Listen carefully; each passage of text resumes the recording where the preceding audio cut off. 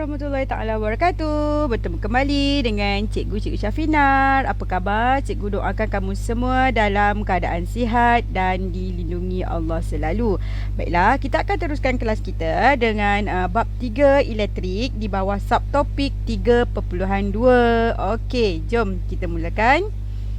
Kita tengok dulu apakah objektif pembelajaran kita pada hari ini. Yang pertama adalah untuk membanding dan membeza konduktor ohm dan konduktor bukan ohm. Yang kedua, menyelesaikan masalah bagi sambungan litar kombinasi bersiri dan selari. Yang ketiga, menerangkan maksud kerintangan dengan simbol kerintangan. Memerihalkan faktor yang mempengaruhi rintangan dawai melalui eksperimen, dan daripada eksperimen tersebut kita akan merumuskan rintangan bersamaan dengan kerintangan darab L per dengan A. Yang kelima, berkomunikasi tentang aplikasi kerintangan dawai dalam kehidupan harian, dan yang terakhir, menyelesaikan masalah melibatkan rumus rintangan dawai R kerintangan L per A. Okey, apakah itu hukum ohm? Kalau ikut daripada apa yang kamu dah pelajari, hukum ohm semasa kamu tingkatan 2, George Simon Ohm ialah seorang ahli fizik berbangsa Jerman yang telah mengemukakan hukum ohm pada tahun 1826.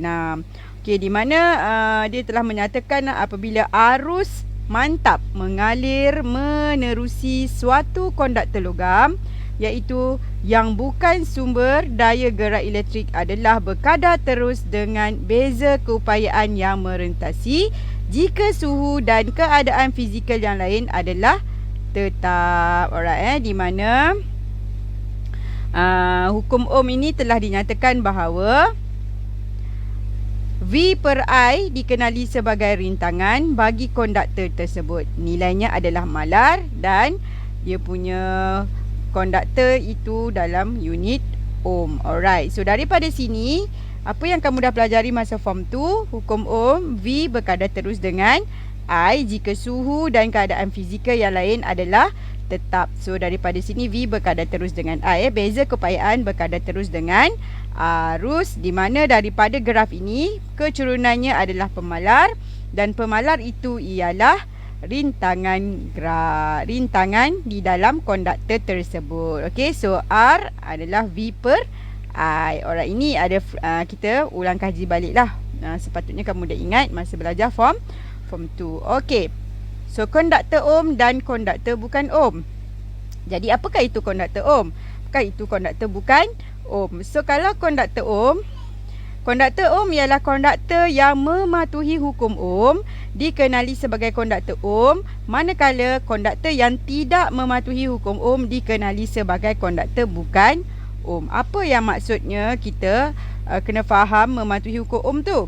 Maksudnya apabila arus bertambah, beza keupayaan juga bertambah. Maksudnya beza keupayaan dan arus adalah berkadar terus pada suhu dan keadaan fizikal yang lain adalah tetap, maka bahan tersebut dikatakan mematuhi hukum ohm. Konduktor tersebut dipanggil sebagai konduktor ohm. Tetapi jika konduktor itu disambung ke dalam litar, ianya tidak mematuhi hukum ohm, di mana membawa maksud, contohnya jika beza keupayaan ataupun arus bertambah, suhu akan berubah dan keadaan fizikal yang lain tidak tetap, maka ianya menjadi tidak mematuhi hukum ohm. So daripada situ untuk melihat beza keupayaan dan juga arus, hubungan antara beza keupayaan dan arus, eksperimen 3.1, eksperimen yang pertama ni sepatutnya kita jalankanlah. Kalau berada di sekolah, kita akan laksanakan eksperimen ini. Eksperimen beza keupayaan dan juga arus, di mana kita akan membuat inference beza keupayaan merensati konduktor, sesuatu konduktor bergantung kepada arus. Semakin tinggi arus yang mengalir, semakin tinggi beza keupayaan. Ini adalah hipotesis. So daripada hipotesis ini kita akan jalankan eksperimen. Kita akan perhatikan adakah betul menepati hipotesis, semakin bertambah arus semakin bertambah beza keupayaan. So daripada sini kita akan menggunakan dua konduktor, satu konduktor ohm dan satu lagi konduktor bukan ohm. So eksperimen ni kamu akan menggunakan sedikit informasi di sini, galeri maklumat.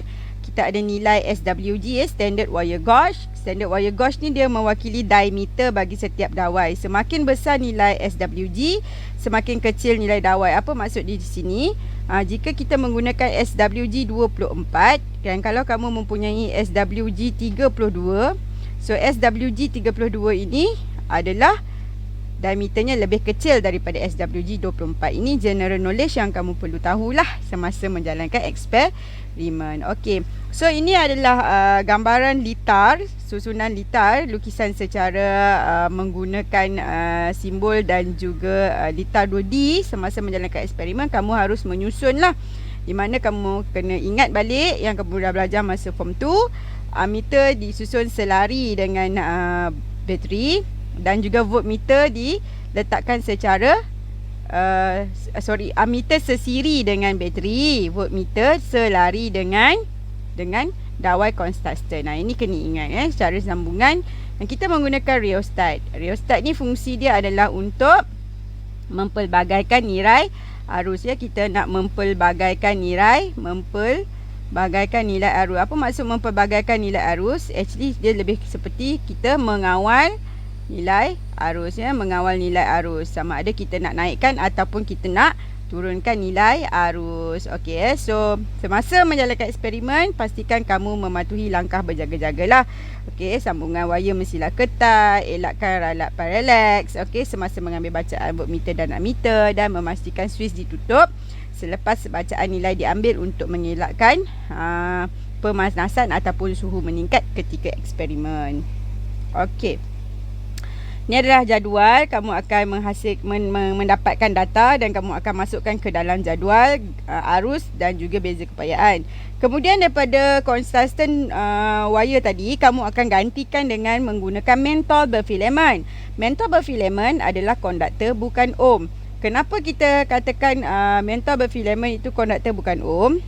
Kenapa?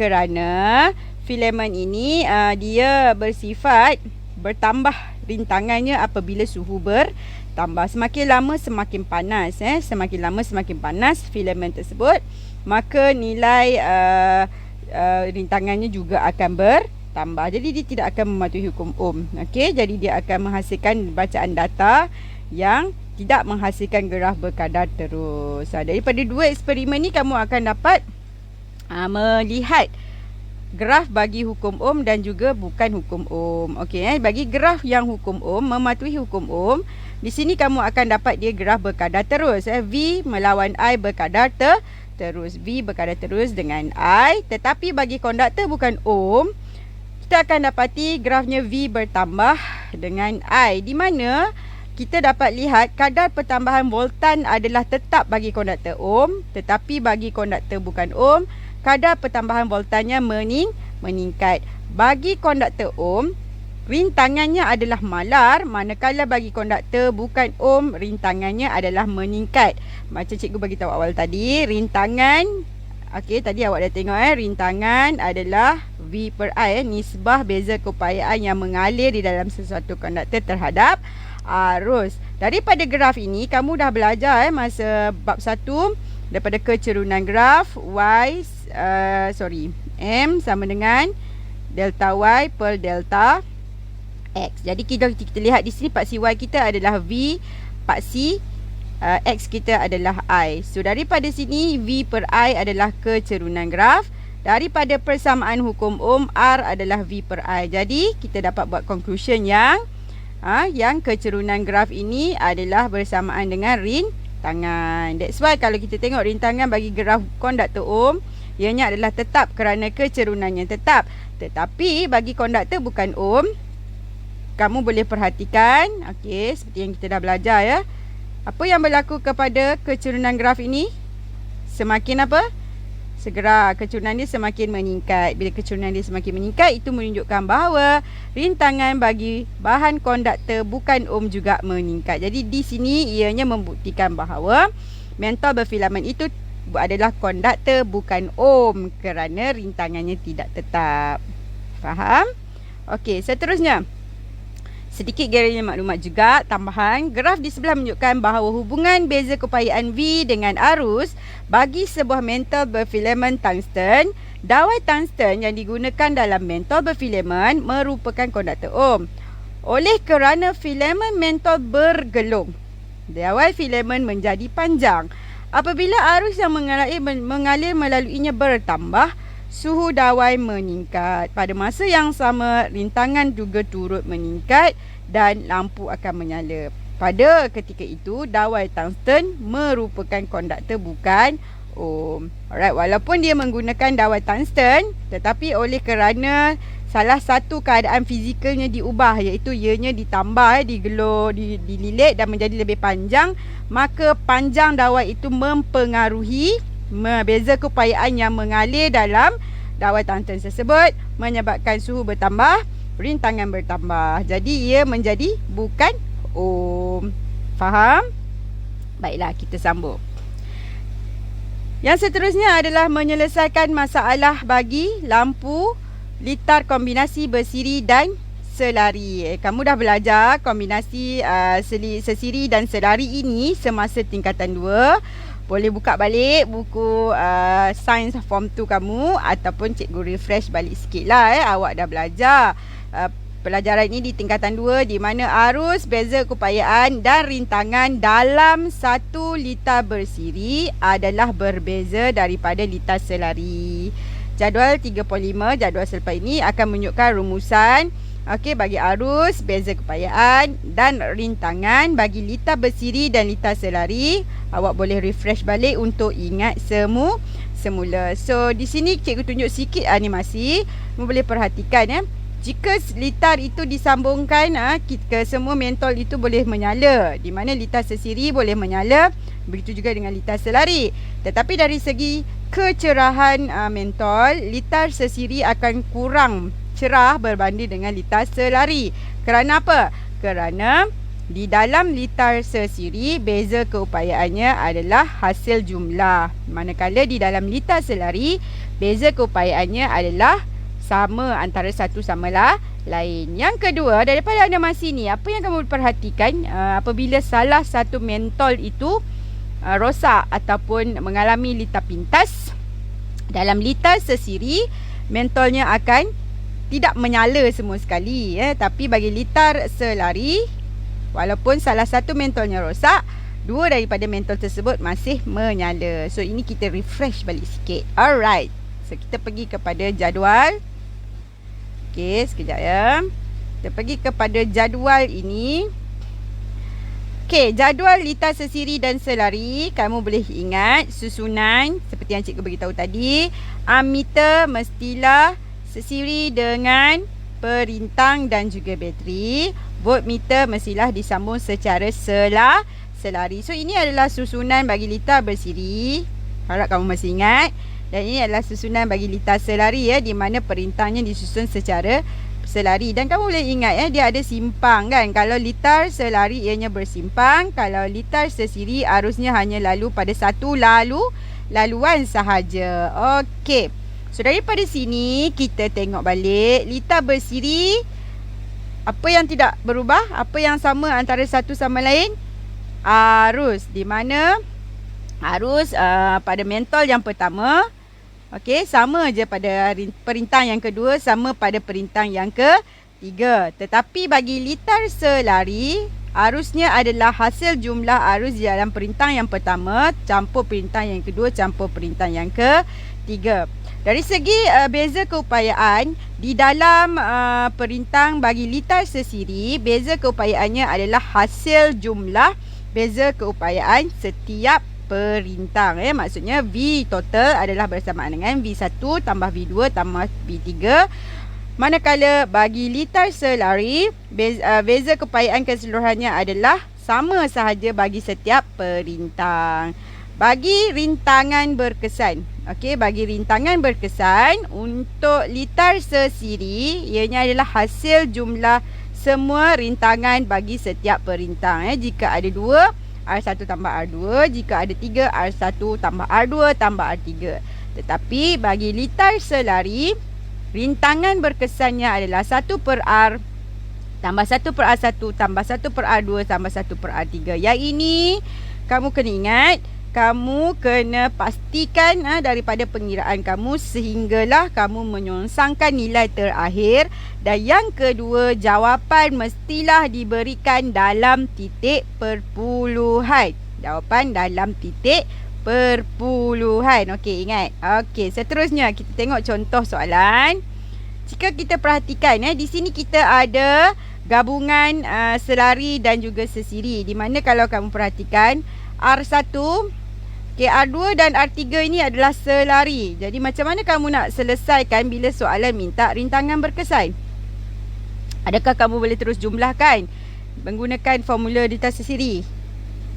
Tak boleh. Kamu kena selesaikan part by part. Okey, yang kedua, soalan B minta arus dan beza keupayaan merentasi perintang 2 ohm. Jadi dia nak pada perintang 2 ohm, di mana diberikan maklumat R1 2 ohm, R2 4 ohm dan R3 ialah 12 ohm. Bila soalan minta beza keupayaan yang merentasi perintang 2 ohm, jadi kamu kena tahulah perintang 2 ohm ini adalah sesiri dengan R2 dan R3. Yang C, arus dan beza keupayaan merentasi perintang 4 ohm dan 12 ohm. So soalan ini kamu perlu selesaikan satu persatu. Rintangan berkesan. Okay, kita tengok.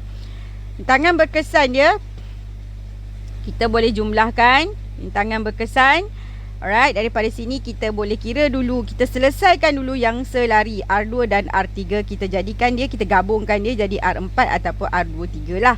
So bila awak selesaikan, ini adalah dalam keadaan selari. Awak guna formula 1 per R4 sama dengan 1 per R2 tambah 1 per R3. So dapat 1 per 4 tambah 1 per 12. 4 per 12. Ingat, ini adalah 1 per R. Jadi kamu kena inversekan dia, kena terbalikkan dia 12 per 4, jadi dapat 3 ohm. Right? So itu adalah di bahagian R4. Daripada situ kita dapat gabungan yang baru, R1 dan R4. So R4 ni sekarang dah jadi 3 ohm.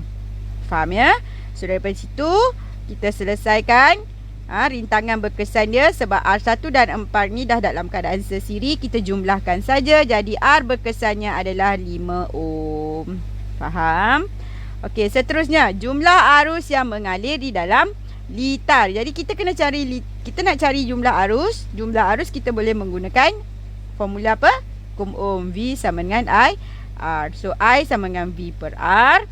So ambil nilai V daripada bekalan bateri 6 volt, bahagikan dengan 5. So dapatlah arus keseluruhannya adalah 1.2 ampere. So arus di I1 adalah 1.2 ampere. Tetapi jika dia nak pada I1 sahaja, kita kena kira di I1 sahaja. So kita ambil V1 sama dengan I1 darab R1. So V1 kita tak tahu, kita ambil lah I1 1.2 darabkan dengan perintang dia, rintangan dia 2 ohm. So 2.4 volt di di V1. Okey. So untuk perintang 4 ohm dan juga 12 ohm, kita ada perintang ni, kita ada V dia, kita akan dapat hasil jumlah lah, V1 tambah V2. So kita nak V2 saja. V2 sama dengan V tolak V1. So dapat 6 tolak 2.4 jadi 3.6 volt. Kenapa kita tolak? Kerana pada waktu ini kita tahu R1 dan juga keseluruhan R4 ni adalah dalam keadaan sesiri. Dalam keadaan sesiri tadi kita tahu V dalam sesiri adalah hasil jumlah kan. So kita tolak, that's why dapat 3/6. Oleh kerana R2 selari dengan R3, so R2 dengan R3 selari, jadi nilai beza kepayaannya adalah sama 3.6. Alright. Okey, so daripada situ kita boleh kira arus yang mengalir melalui perintang 4 ohm. So sebab dia nak dekat pada 4 ohm saja, jadi kita gantikanlah I2 sama dengan V2 per R2 secara individu. Jadi dapat 0.9 ampere. Okey, ada juga pelajar, cikgu saya nak menggunakan kaedah lain. Boleh, tak ada masalah. Janji kamu memahami apa yang soalan nak. Okey. Okey, so untuk arus yang mengalir pada I3, kita carilah pula I3 sama dengan V3 per R3. So dapat 0.3 ampere. Boleh Alright, seterusnya contoh 2.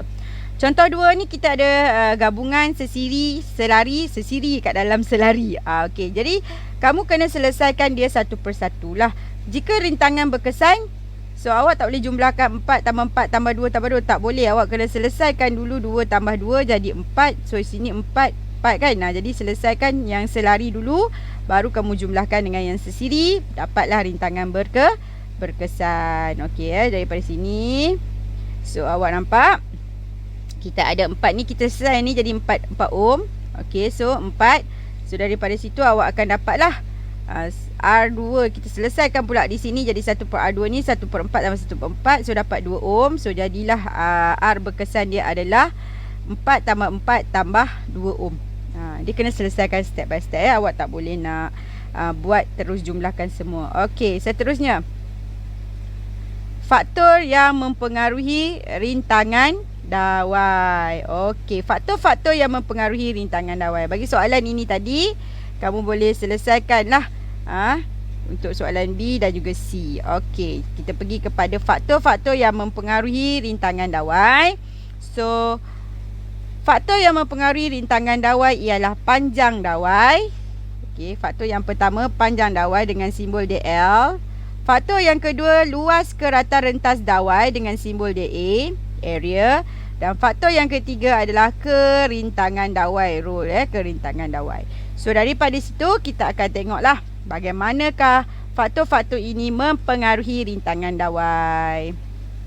Okey, jadi untuk memastikan ataupun untuk mengesahkan dari segi faktor yang mempengaruhi ini, kita perlu menjalankan eksperimen. Eksperimen yang pertama adalah rintangan satu dawai bergantung kepada panjang dawai. InsyaAllah kalau balik sekolah nanti kita akan buat eksperimen elektrik ni ya. So kita akan menggunakan ini kita ada pembaris ni yang diletakkan dengan dawai. Kita boleh gerakkan dia pada panjang tertentu. Jadi kita punya pemboleh ubah manipulasi adalah panjang dawai. Pemboleh bergerak balas adalah rintangan. So daripada sini kita menggunakan dawai konstan SWG 24 contoh saja. Di sekolah nanti kamu boleh gunakan yang sesuai, di mana dawai konstan ini kita fixkan SWG dia, sebab SWG tadi awal dia juga beritahu apa? Ianya adalah luas keratan rentas. So bila kita nak buat eksperimen, kita kena pastikan pemboleh ubah manipulasi dan bergerak balas sahaja yang gunakan semasa eksperimen. Pemboleh ubah yang lain mestilah dimalarkan. So dari segi luas keratan rentas, suhu dawai itu mestilah kita tetapkan semasa menjalankan eksperimen. So daripada situ kita akan dapat graf R berkadar terus dengan L. Apa maksud graf ni? Maksudnya semakin bertambah L, semakin L bertambah, rintangan juga akan turut bertambah. Maksudnya rintangan adalah berkadar terus dengan panjang dawai. Okey, daripada keputusan eksperimen ini kita dapati bahawa graf menunjukkan bahawa apabila panjang dawai bertambah, rintangan dawai juga bertambah dengan syarat suhu dawai ditetapkan. Isu ini adalah dapatan yang pertama. InsyaAllah nanti kita buat eksperimen. Okey, so daripada sini kita menunjukkan bahawa rintangan berkadar terus dengan panjang dawai. Alright, eksperimen yang ketiga. Eksperimen yang ketiga kita menggunakan pemboleh ubah manipulasi kita adalah luas keratan rentas dawai A dan juga rintangan. Alright, pemboleh ubah bergerak balas kita adalah rintangan. Tapi kita tak akan dapat rintangan terus. Kita boleh dapatkan dulu beza keupayaan, lepas tu baru kita buat graf. Dan daripada situ kita akan dapat hubungan antara rintangan dan luas keratan rentas. So untuk eksperimen ini dia menggunakan SWG yang berbeza-beza, 22, 24, 26, 28 dan 30. Okey, pada panjang yang sama. Okey, kenapa panjang tu mesti sama? Sebab kita nak malarkan dia punya panjang, dan semasa menjalankan eksperimen pastikan suhu juga ditetapkan. So sama, di sini kita menggunakan rheostat, kita boleh laraskan rheostat. Okey, untuk mengekalkan aliran arus dia. So daripada sini kita akan dapat keputusannya adalah R apa ni? R berkadar songsang dengan A. Maksudnya apa? Maksudnya semakin bertambah luas keratan rentas, semakin berkurang rintangan. Maksudnya lagi tebal sesuatu wire, lagi rendah rintangan konduktor tersebut. Okey. Yang kedua, jika kita nak jadikan graf dia berkadar terus, kita boleh inversekan atau terbalikkan nilai A, iaitu 1/A. Kita akan dapat graf dia R berkadar terus dengan 1/A. So, apa kesimpulan daripada eksperimen ni?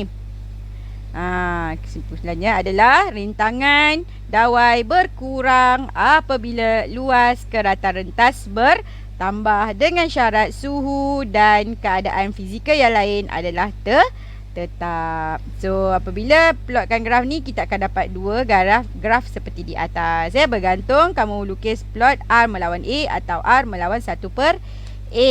Okey. Ini menunjukkan bahawa rintangan adalah berkadar terus dengan 1/A. Okey. Kerintangan dawai P. Okey, kita nak tengok faktor yang ketiga. Kerintangan dawai. Kerintangan dawai adalah satu ukuran bagi keupayaan konduktor untuk menentang pengaliran arus. Dia berbeza dengan rintangan. Rintangan tu membawa maksud berapakah halangan yang ada dalam dawai. Tetapi kerintangan ini adalah keupayaan konduktor itu untuk menentang arus mengalir.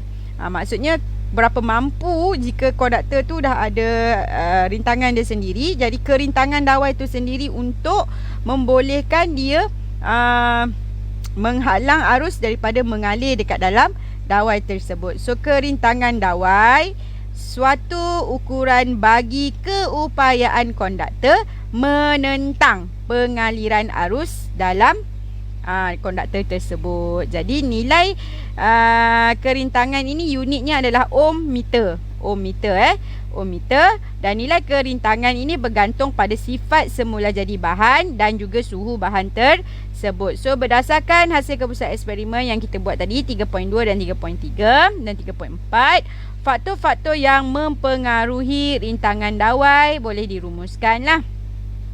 R berkadar terus dengan L. Okay, R berkadar terus dengan 1/A. Berkadar songsang dengan A berkadar terus dengan 1/A. So, daripada ini kita gabungkan R L per A. R L per A. Okay, kita gantikan, kita samakan, kita gantikan L di atas. So, daripada sini kita letak rho ini sebagai pemalar yang dikenali sebagai kerintangan dawai. So, daripada eksperimen rintangan dan panjang dawai, rintangan dan juga luas kerata rentas dawai, kita gabungkan persamaan tersebut. Kita dapat R sama dengan rho L per A, di mana rho ini R ini adalah rintangan, rho ini adalah pemalar iaitu kerintangan, L adalah panjang dawai dan A adalah luas keratan rentas. So, rintangan satu dawai bergantung kepada kerintangan dawai. So, daripada situ kita nak proofkan lah. Okay, faktor yang ketiga iaitu kerintangan dawai. Jadi, eksperimen ini kita akan jalankan. Rintangan satu dawai. Okay, kita punya pemboleh ubah adalah kerintangan dawai, rho. Pemboleh ubah bergerak balas kita adalah rintangan. Jadi, yang kita malarkan panjang dawai, diameter dawai dan suhu dawai. Kita jalankan eksperimen ini dan kita akan dapatlah hubungan antara rintangan dan juga kerintangan. Alright, rintangan dan juga kerintangan. Dia eksperimen untuk membuktikan daripada formula tadi R sama dengan rho L per A. Maksudnya kerintangan dawai dan juga dia punya rintangan ni adalah berkadar terus. Semakin bertambah kerintangan dawai, semakin bertambah jugalah rintangan dawai tersebut. Okey. So, kita perhatikan aplikasi kerintangan dawai dalam kehidupan harian. Aplikasinya adalah ini semua kenal periuk nasi. Okey, periuk nasi. Kat mana yang adanya kerintangan dawai ni sebenarnya? Okey, kerintangan dawai ni kita ambil kira faktor luas permukaan, panjang dawai dan juga suhu kerintangan itu sendiri ya. Jadi periuk nasi ini bahan konduktor yang berbeza mempunyai nilai kerintangan yang berbeza. Jadi untuk menghasilkan periuk nasi, ianya perlulah menggunakan bahan yang bersesuaian.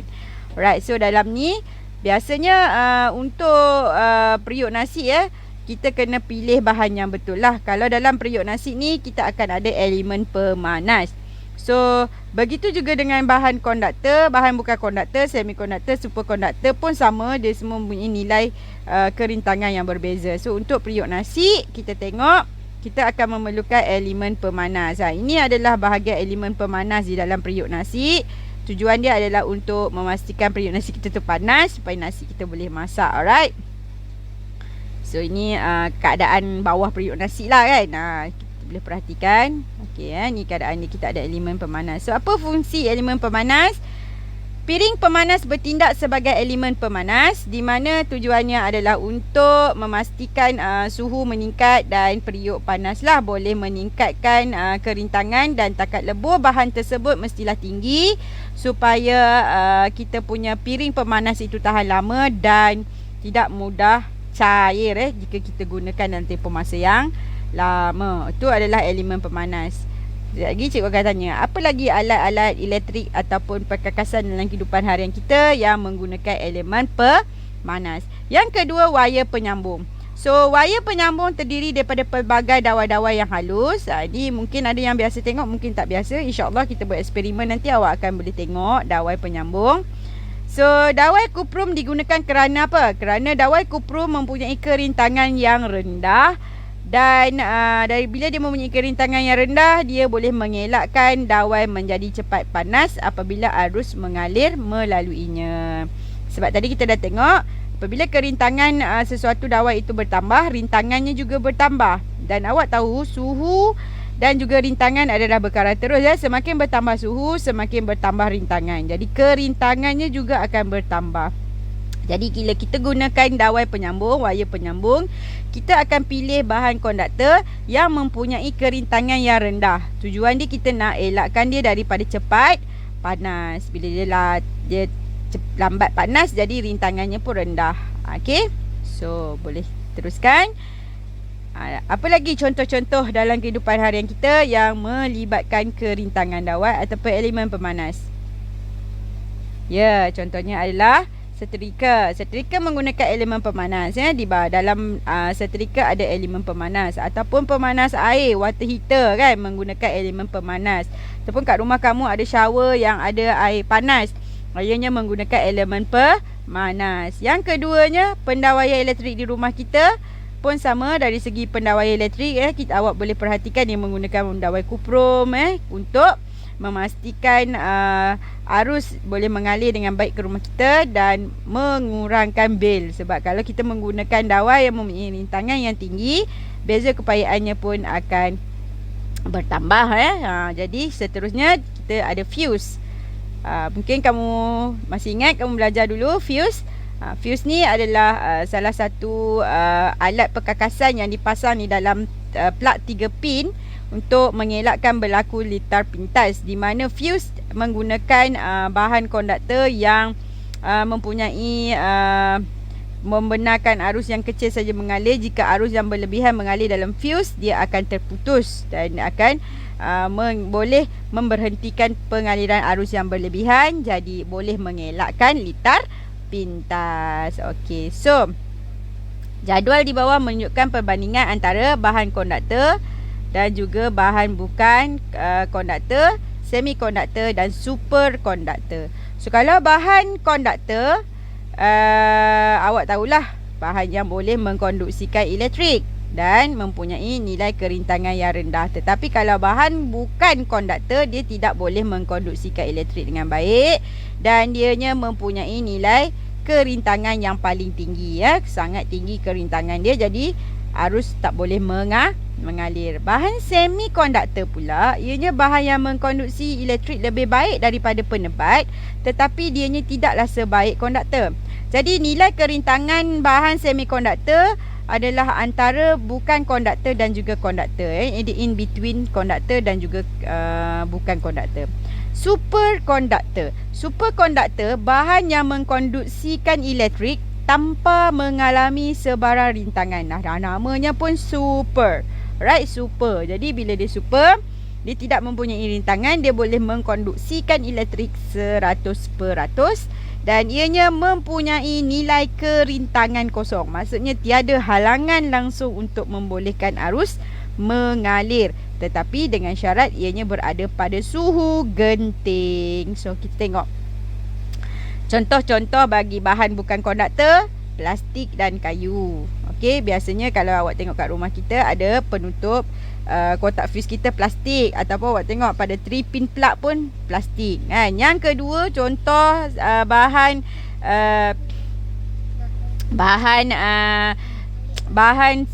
semikonduktor adalah silikon dan germanium. Silikon dan germanium ni biasanya digunakan dalam bentuk chip silikon.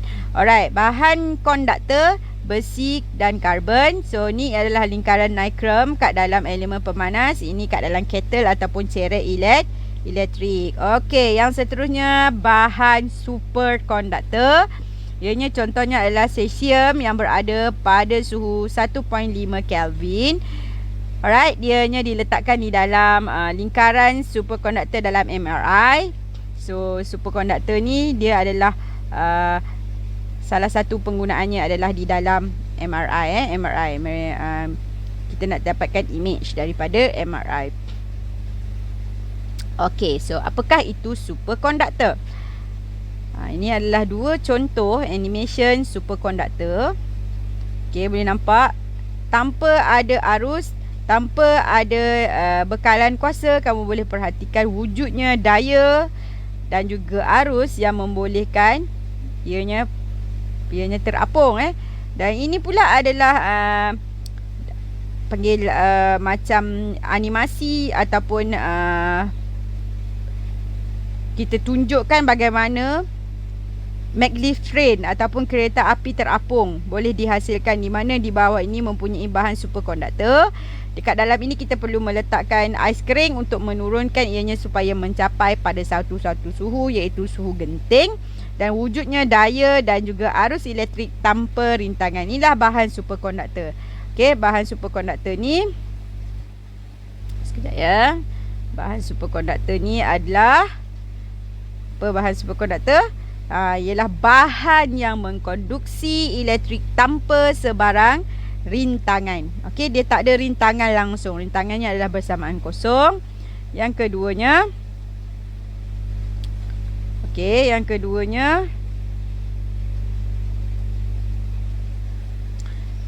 alright, tanpa ada rintangan. Yang keduanya, apabila tiada sebarang tenaga akan hilang lah, sebab dia dah tak ada rintangan. So tiada sebarang tenaga hilang apabila arus mengalir melalui superkonduktor. Maksudnya daripada pengaliran arus dia, tenaga yang dihasilkan digunakan 100% oleh bahan dan juga litar di dalam superkonduktor. So untuk memastikan sesuatu bahan itu berada dalam keadaan rintangannya adalah kosong, bahan superkonduktor mestilah berada pada suhu genting, critical temperature TC. So daripada itu, kalau kita tengok, boleh perhatikan nanti graf dia, bahan tu dia akan turun dan dia akan berhenti, dia akan berhenti pada satu titik yang ini kita panggil sebagai critical temperature.